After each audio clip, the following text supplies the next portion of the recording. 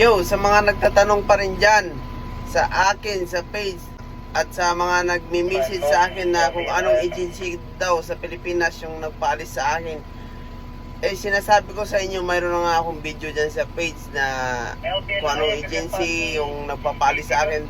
Pero ngayon sasabihin ko pa rin ulit sa inyo mga ka-ORP, yung agency na nagpaalis sa akin, nagpaalis sa papuntang Japan, papunta dito sa New Zealand ay ang YWA, Human Resource Corporation. Yan lang po yung alam kong agency na legit, na wala kayong babayaran mga ka-ORP, kundi yung medical nyo lang. At baka yan din yung agency na magiging susi mga ka-ORP na makaalis kayo papunta dito sa New Zealand. Kaya pumunta na kayo doon sa YWA, Human Resource Corporation. Ilalagay ko po sa baba sa link yung address.